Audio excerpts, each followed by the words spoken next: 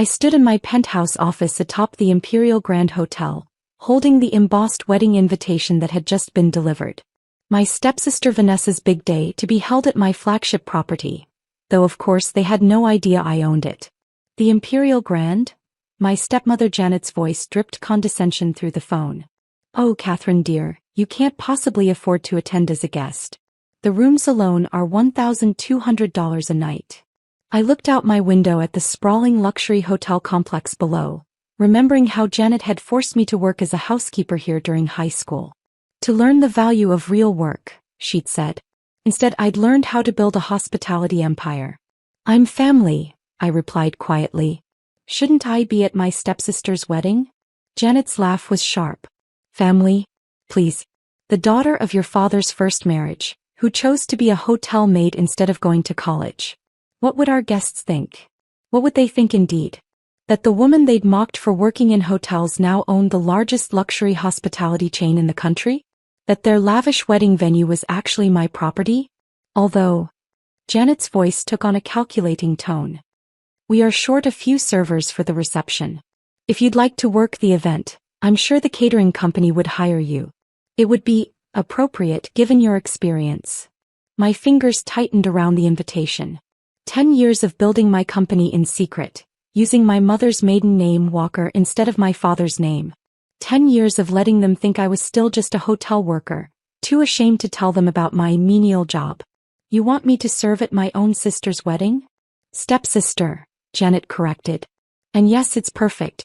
You already know the hotel and this way you can attend without embarrassing us. I'll even pay you myself, minimum wage of course. I glanced at the latest Forbes article framed on my wall. Elizabeth Walker, how this mysterious CEO built a billion-dollar hotel empire.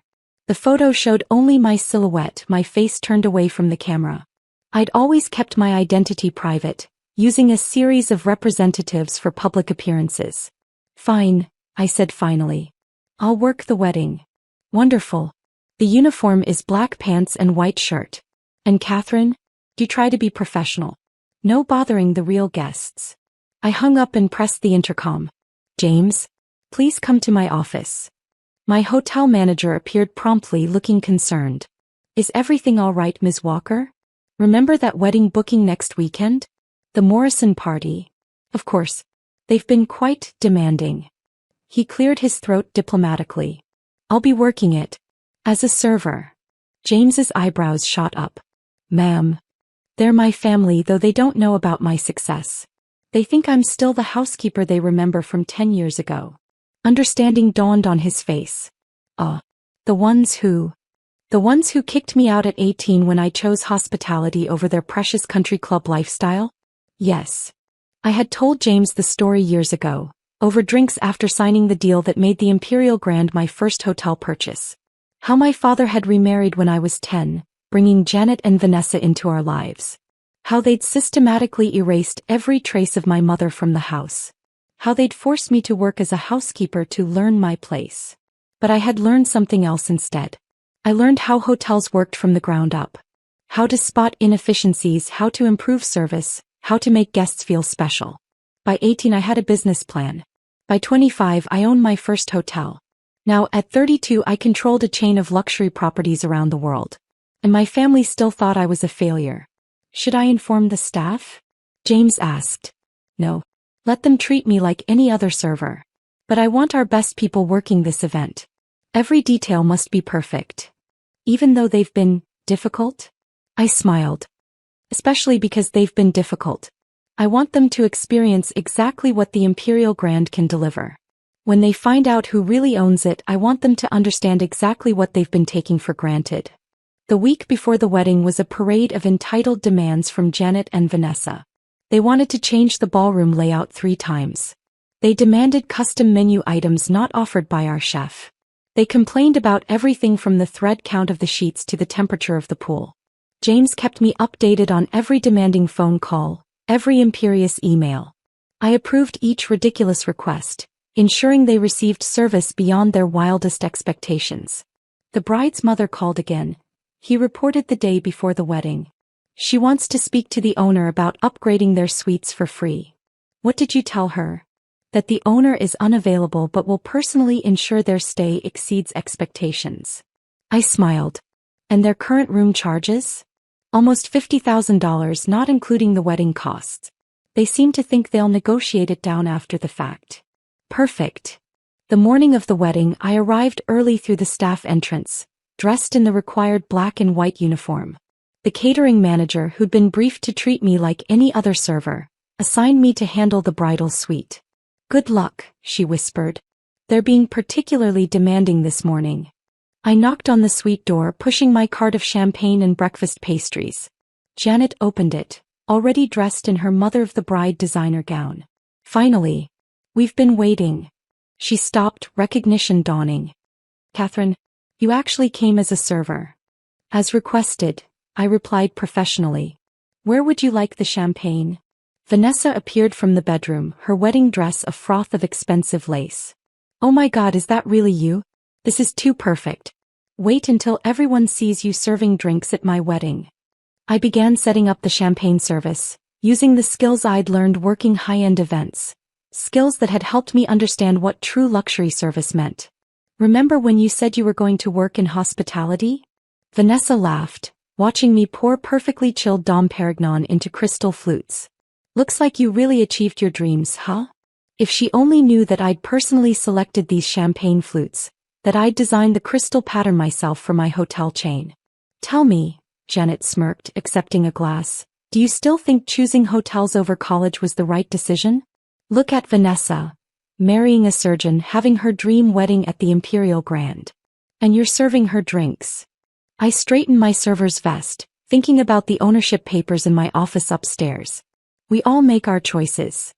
Speaking of choices, Vanessa added, I heard you tried to come as a guest. Can you imagine? As if you could afford this place. It's certainly exclusive, I agreed mildly, arranging pastries on a silver tray.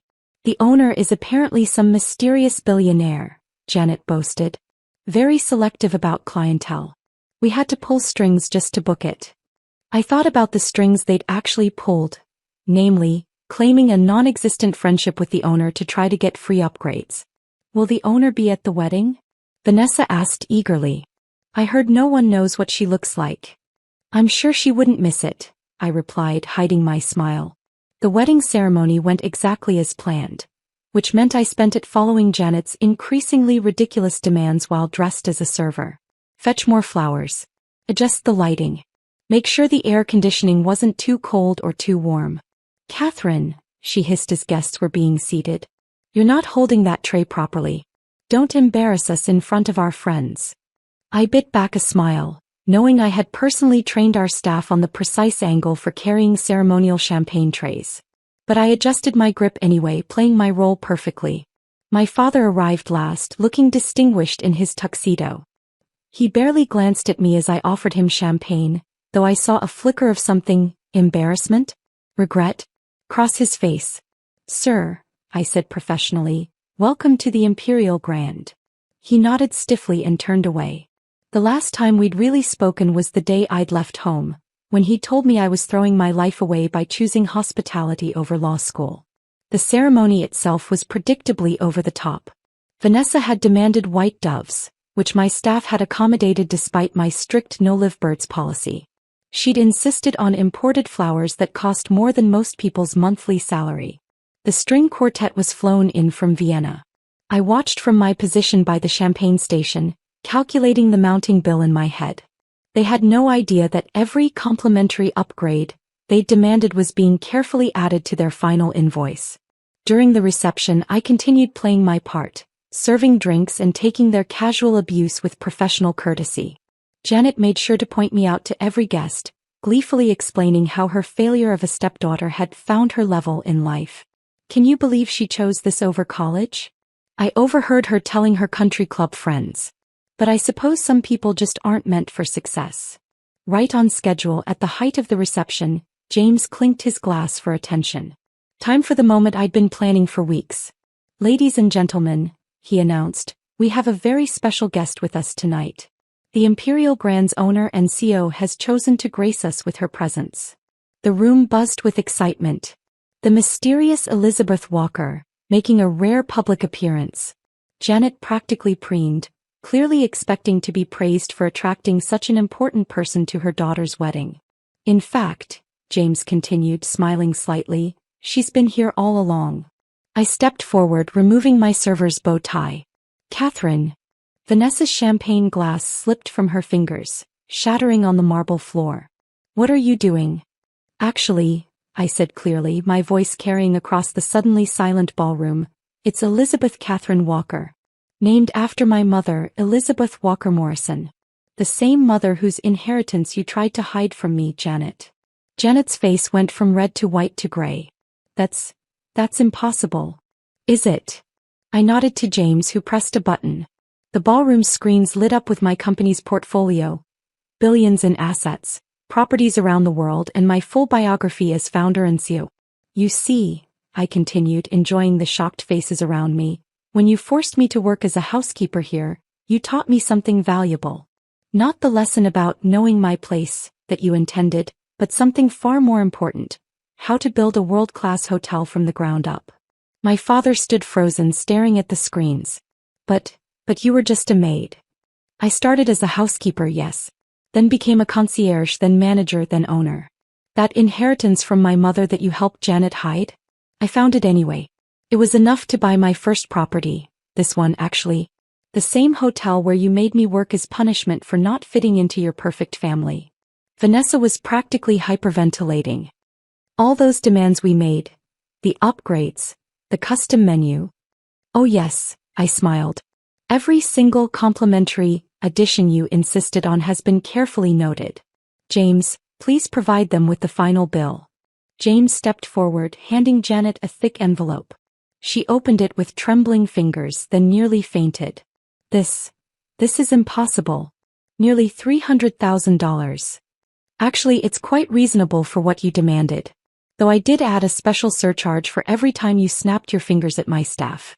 I find rude behavior particularly offensive in my establishments. The wedding guests were openly staring now, phones out, undoubtedly sharing the drama on social media. The mysterious hotel magnate Elizabeth Walker, revealed at her own stepsister's wedding? The story would be everywhere by morning. You can't do this, Janet sputtered. We're family. Family. I raised an eyebrow. Like when you hid my mother's inheritance documents. Or when you forced me to work as a maid while sending Vanessa to private school. That kind of family. My father finally found his voice. Catherine, please. We can discuss this privately. Oh, now you want to talk? After 10 years of pretending I didn't exist because I chose hospitality over law school. I turned to address the gathered guests. Ladies and gentlemen, please enjoy the rest of your evening. The Imperial Grand staff will ensure every detail is perfect. After all, I trained them myself. Wait. Vanessa called as I turned to leave. How will we pay for all this? I paused at the door. You know, when I was working as a housekeeper here, you told me something I never forgot. You said I needed to learn the value of money. I smiled. Consider this your lesson. The aftermath was exactly what I'd expected. Janet and Vanessa tried to dispute the charges, only to find every extra service had been carefully documented with their signatures. They attempted to claim the owner had misled them, until my lawyers provided recordings of every conversation where they demanded special treatment. My father showed up at my office the next day, looking older than I'd ever seen him. Why didn't you tell us? He asked quietly. Would you have believed me? Or would you have tried to take control like you did with Mom's inheritance? He flinched. I was wrong. About everything. Yes, you were. I looked out my window at my hotel empire. But I should thank you actually. You taught me something valuable. Success is the best revenge. The story made headlines for weeks. My company's value soared as the dramatic revelation went viral. Janet and Vanessa found themselves shunned by their country club friends, who were suddenly eager to curry favor with the hotel magnate they'd mocked. I received a letter from Vanessa a month later, begging for help with the wedding bills. I had my assistant return it with a single note. Perhaps you should try working as a housekeeper. I hear it's excellent career training. The Imperial Grand became known for more than just luxury after that. It became famous as the hotel where the owner had served drinks at her own stepsister's wedding, just to teach her family a lesson about humility. I kept the server's uniform, framed in my office next to my first housekeeper's name tag and the Forbes cover declaring me one of the youngest hospitality billionaires in the world. A reminder that success doesn't always wear designer labels. Sometimes it wears a bow tie and carries a champagne tray. Janet and Vanessa had to sell their country club membership to pay the wedding bills. They now live in a modest condo, their social status devastated. Sometimes they try to name-drop their connection to me, only to have people remember the viral story of how they treated their billionaire stepsister like a servant. My father made attempts at reconciliation, but I kept him at arm's length. Trust, like a luxury hotel's reputation once damaged, is hard to repair. Instead, I focused on expanding my empire, always remembering to treat my staff with the respect I'd been denied. Every new employee at the Imperial Grand chain learns my story during training. Not just the success but the humble beginnings. The housekeeper who became a CEO. And in every hotel there's one strict policy. Any guest who snaps their fingers at the staff gets an automatic surcharge added to their bill. I call it the Janet tax. Sometimes revenge doesn't need to be loud or dramatic. Sometimes it just needs to be served with perfect professional courtesy, like a perfectly chilled glass of champagne on a silver tray at your stepsister's wedding. After all, I learned from the best. Even if they didn't mean to teach me.